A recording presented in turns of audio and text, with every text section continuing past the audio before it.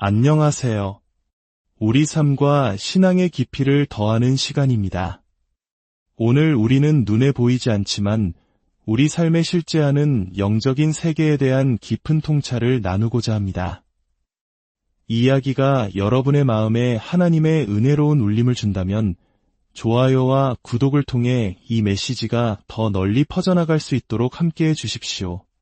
여러분의 삶에 주님의 평강이 늘 함께하기를 기도합니다. 우리는 종종 신앙생활을 교회라는 건물 안에서만 이루어지는 특별한 활동으로 생각하곤 합니다. 하지만 우리의 믿음과 정체성이 진정으로 드러나는 순간은 역설적이게도 우리가 교회 밖에 있을 때입니다. 일상의 삶 속에서, 세상의 문화 속에서 우리는 어떻게 그리스도인으로 살아가고 있는가? 이것이 바로 우리가 탐구해야 할 핵심 질문입니다. 문화는 단순히 정치적인 구호나 이념에서 시작되지 않습니다. 진보나 보수, 혹은 특정 정당의 문제가 아닙니다.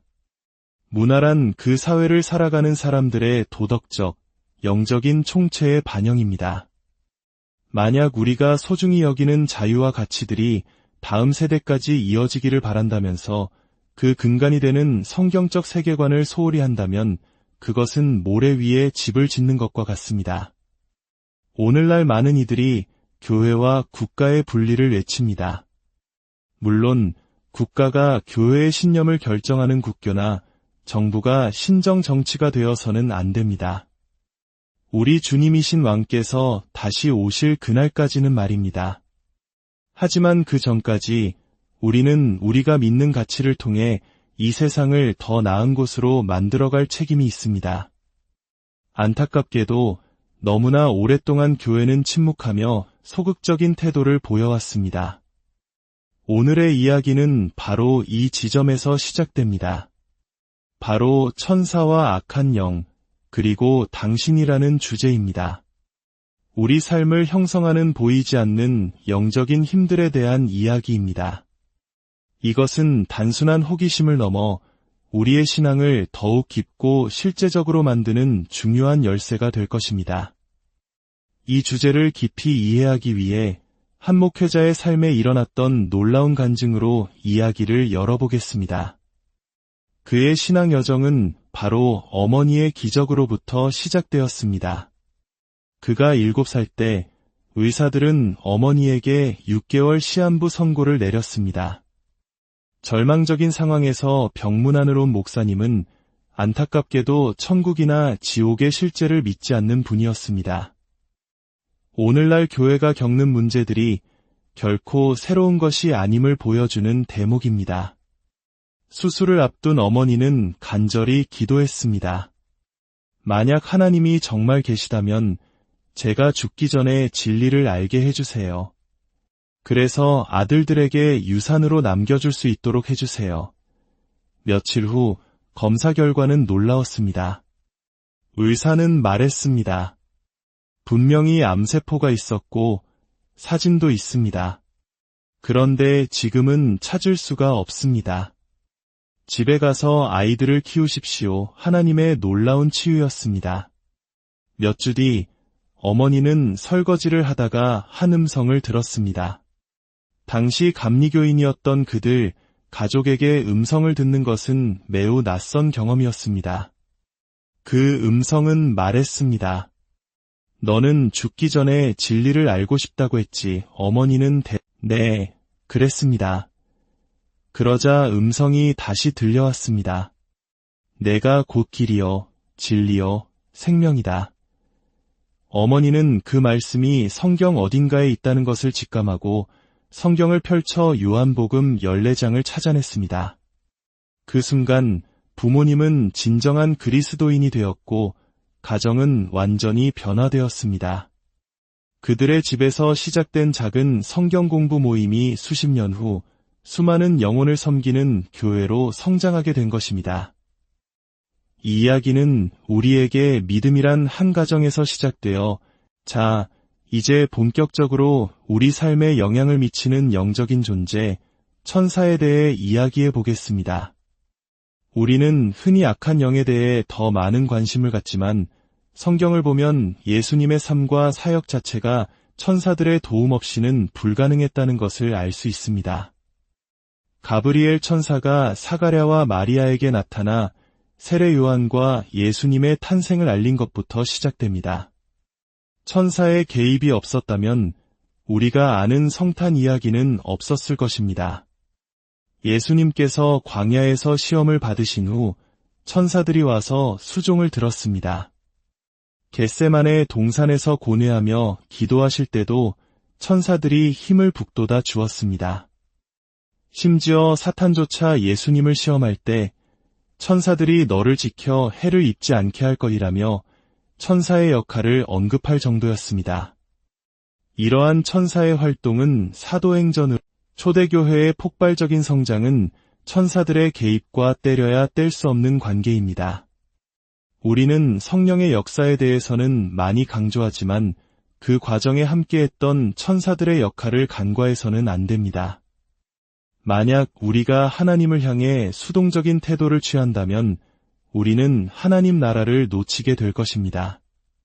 하나님이 나를 천국에 보내고 싶으시면 알아서 해주시겠지라는 생각은 우리를 잘못된 길로 이끌 수 있습니다.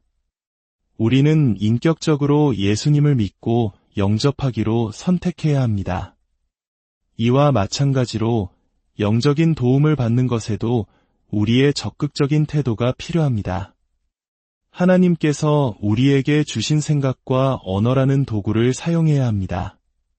저는 매일 아침을 이렇게 시작하는 습관을 들였습니다. 하나님, 오늘 제가 감당해야 할 과업과 사명을 위해 주님의 천사들을 보내주시어 도와주십시오. 이 작은 기도가 제 삶에 일어나는 일들을 바꾸고 있습니다. 이것은 두려운 이야기가 아니라 우리를 자유롭게 하는 진리의 이야기입니다. 히브리어와 헬라어에서 천사는 사자 즉 메신저를 의미합니다. 하지만 천사는 단순히 메시지를 전달하는 존재 그 이상입니다. 어떤 이들은 천사를 날개 달린 존재로 상상하지만 성경은 그들의 본질이 훨씬 더 다차원적임을 보여줍니다. 구약의 다니엘서를 보면 천사는 강력한 전사로 묘사됩니다. 천사는 다니엘에게 나타나 그가 하나님께 얼마나 귀히 여김을 받는지 알려줍니다. 당시 다니엘은 이방 국가의 포로이자 환관으로 결코 큰 은총을 입은 자의 모습처럼 보이지 않았습니다. 여기서 우리는 하나님의 축복에 대한 관점을 재조정해야 합니다. 하나님의 은총은 모든 일이 내 뜻대로 풀릴 때만 임하는 것이 아닙니다. 때로는 진리를 말하는 대가로 혹독한 시련을 겪는 그 순간이야말로 가장 큰 하나님의 은총 가운데 있는 것일 수 있습니다. 다니엘은 신실했고 하나님은 그에게 그의 시대를 훨씬 뛰어넘는 마지막 때의 계시를 보여주셨습니다. 우리 역시 이 땅에서 하나님의 일에 신뢰받는 동력자가 되어 다음 세대를 위한 정보를 제공하는 통로로 쓰임받을 수 있습니다. 요한계시록에서 천사들은 하나님 심판의 중심적인 역할을 수행합니다. 그들은 힘센 천사라고 불리기도 하는데 이는 천사들 사이에도 능력의 차이가 있음을 암시합니다. 하나님은 창조적인 분이시기에 인간 세상처럼 천사들의 세계에도 다양한 역할과 모습이 있을 것입니다. 예수님께서 말씀하신 밀과 가라지 비유에서도 마지막 때에 추수꾼의 역할을 하는 것은 바로 천사들입니다. 성경은 우리가 부지 중에 천사들을 대접하기도 한다고 말합니다. 그들은 우리가 생각하는 것처럼 날개를 달거나 특별한 향기를 풍기는 모습이 아닐 수도 있습니다. 그들은 평범한 모습으로 우리 곁을 지나갈 수 있습니다. 이처럼 천사의 개입과 활동을 인지하지 않고 신앙생활을 한다는 것은 사실상 성경적이지 않습니다. 그렇다면 우리는 천사들을 어떻게 대해야 할까요? 우리는 유일신 신앙을 굳게 지켜야 합니다. 천사는 하나님이 아니며 경배의 대상이 아닙니다. 그들은 피조물입니다. 성경에서 인간은 하나님의 형상을 따라 지음받은 특별한 존재로 구별됩니다. 타락한 천사들에게는 구원의 계획이 없지만 타락한 인간을 위해 하나님은 그의 아들 예수 그리스도를 이 땅에 보내셨습니다. 아들은 천사의 모습이 아닌 인간의 모습으로 오셨습니다. 우리는 천사에게 직접 명령하거나 지시하지 않습니다. 하지만 우리는 하나님께 기도함으로써 그분이 우리를 돕고 지키고 강하게 하기 위해 천사들을 보내주시도록 간구할 수 있습니다. 엘리야가 지쳐 쓰러졌을 때 천사가 와서 그를 먹이고 힘을 주었던 것처럼 천사들은 하나님의 명령을 수행하는 데 분주합니다. 요한계시록의 한 장면에서는 1000만, 즉 1억이 넘는 천사들이 등장합니다. 이는 우리가 상상할 수 없는 엄청난 규모의 영적 군대가 하나님의 뜻을 위해 지금도 활동하고 있음을 보여줍니다. 이제 이야기의 다른 한 축인 악한 영, 즉 마귀에 대해 살펴보겠습니다. 그들의 기원에 대해서는 여러 신학적 견해가 있습니다. 타락한 천사들이라는 것이 일반적인 견해이지만 성경이 그 기원을 명확하게 설명하고 있지는 않습니다. 중요한 것은 성경이 그들의 실제를 분명히 증언한다는 점입니다. 예수님께서는 악한 영의 존재를 명확히 믿고 대적하셨습니다. 마가복음 한 장을 보면 예수님께서 회당에 계실 때 악한 영에 사로잡힌 사람이 소동을 일으킵니다. 헬라어 원문은 그가 귀신 들렸다기보다 귀신의 영향을 받고 있다고 표현합니다.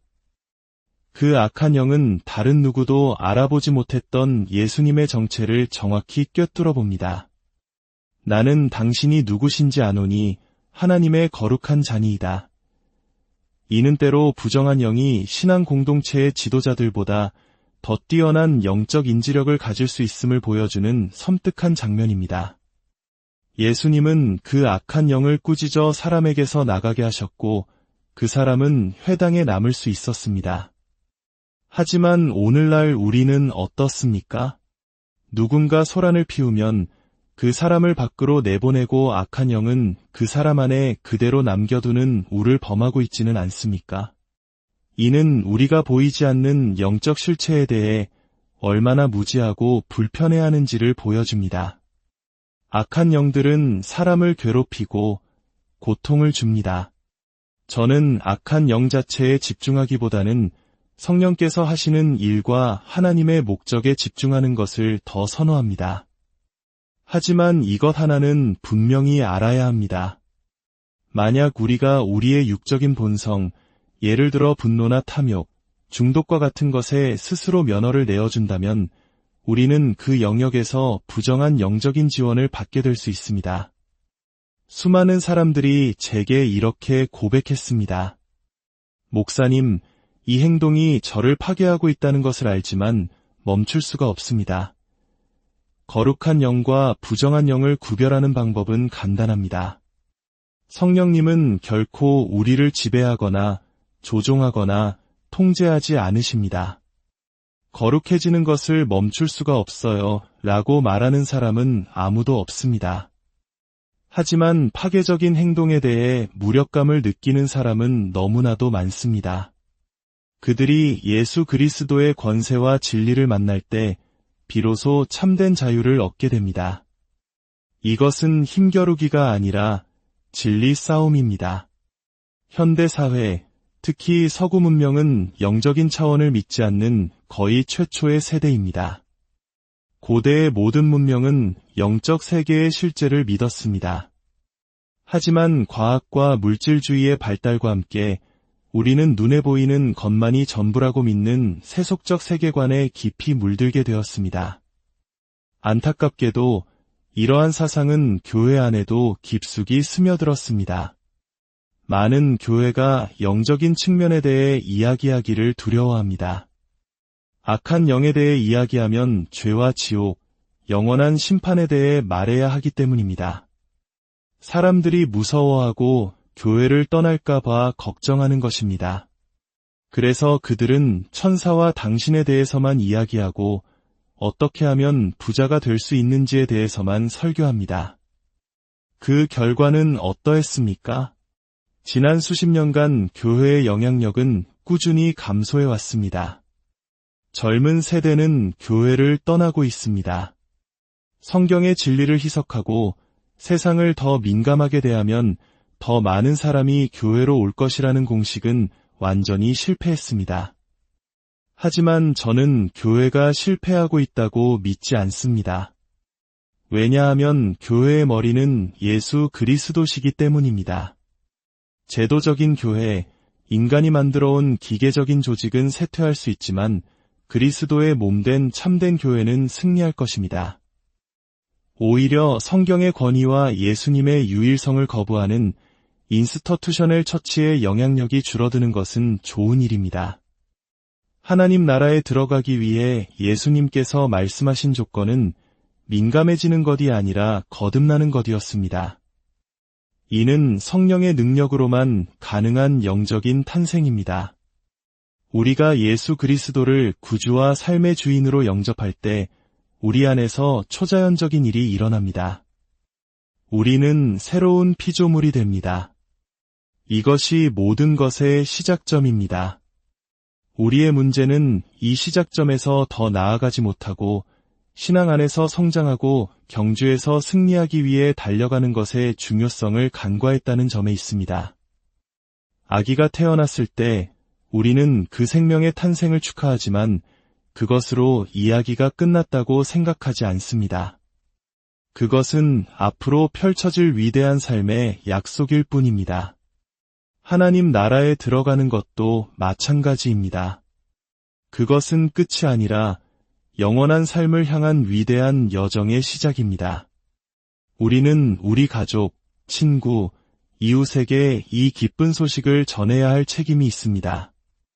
하나님은 살아계시며 당신도 그분을 알 수 있고 그분은 당신의 삶을 변화시킬 수 있다는 소식 말입니다. 교회가 이 복음에 대한 열정을 잃어버릴 때 우리는 선거나 유능한 지도자 같은 인간적인 방법으로 문제를 해결하려 합니다. 물론 그러한 노력도 필요하지만 진정한 변화는 교회가 깨어나 우리의 가치를 세상 속으로 다시 가져갈 때 일어날 것입니다. 2020년 이후 하나님께서는 이 땅에 새로운 흔들림과 재정렬을 시작하셨습니다.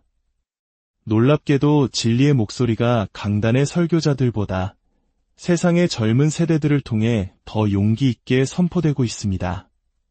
선과 악, 옳고 그름이 존재한다고 외치는 그들의 모습에서 저는 영적 각성의 불씨를 봅니다. 그 변화가 제가 기대했던 곳에서 시작되지 않았을지라도 저는 그 흐름을 보고 기꺼이 그 줄에 서서 도울 것입니다. 우리는 우리에게 맡겨진 권위를 인식해야 합니다. 우리는 왕의 종이지만 그 왕국의 권위 아래에서 섬기는 자들입니다. 우리는 그 권위를 우리의 삶을 통해 세상에 드러내야 합니다. 그것은 단순히 웅장한 예배나 유창한 설교 이상의 것입니다. 어떻게 악한 영들이 우리의 약점을 정확히 공격할 수 있는지 궁금해하는 분들이 있습니다. 악한 영들은 지적인 존재입니다. 저는 결코 사탄을 조롱하거나 비웃지 않습니다. 그는 모세, 다윗, 아브라함과 같은 믿음의 위인들조차 넘어뜨렸던 강력한 대적입니다. 하지만 저는 사탄이 항상 자신의 수를 과대평가하여 너무 멀리 나아간다는 것을 경험으로 합니다. 문화적으로도 우리는 그것을 목격하고 있습니다. 너무나 터무니없는 지점까지 나아가 보통의 사람들조차 잠깐 저건 너무 심하잖아 라고 말하게 만드는 것입니다. 개인적인 차원에서는 우리 모두에게 취약점이 있습니다. 우리는 모든 유혹에 똑같이 약하지 않습니다. 우리가 스스로의 취약점을 인식한다면 우리는 영적인 게임 계획을 세울 수 있습니다. 저는 제 약점이 노출될 수 있는 장소에 저 자신을 두지 않으려 노력합니다. 제게 주어진 자유 시간을 경건함으로 저를 격려하지 않는 사람들과 보내지 않습니다. 이 영적 싸움은 너무나 현실적이고 도전은 너무나 크기 때문입니다. 만약 당신이 더 경건해지기를 원한다면 당신의 자유 시간을 주님 안에서 당신을 격려해 줄 사람들과 함께 보내십시오.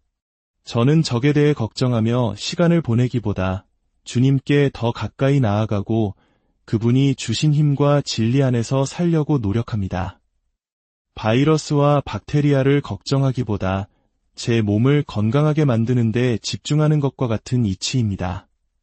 오늘 이 자리에 함께하신 여러분, 여러분의 여정이 어디에 있든 저는 여러분을 진리를 아는 자리로 초대하고 싶습니다. 수십 년간 교회를 다닌 분일 수도 있고 오늘 처음으로 이런 이야기에 마음을 연 분일 수도 있습니다.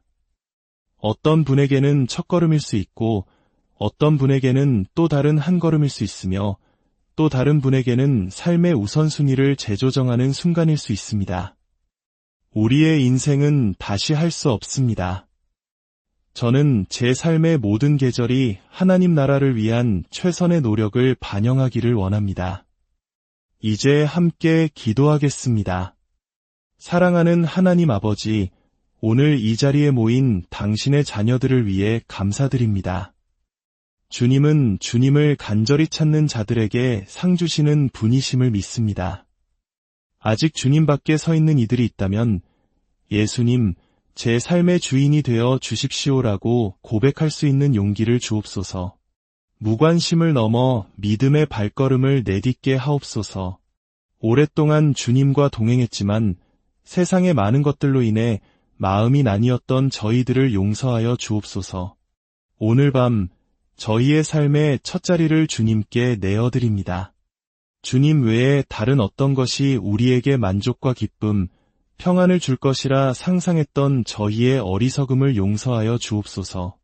예수님, 우리 삶의 주인이 되어 주십시오.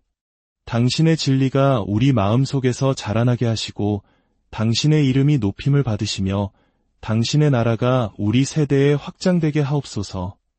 이 모든 것을 감사드리며 우리 주 예수 그리스도의 이름으로 기도드립니다. 아멘. 만약 이 기도를 처음으로 함께 하셨다면 당신의 삶에 놀라운 변화가 시작된 것입니다. 하나님의 축복이 여러분과 늘 함께하기를 바랍니다.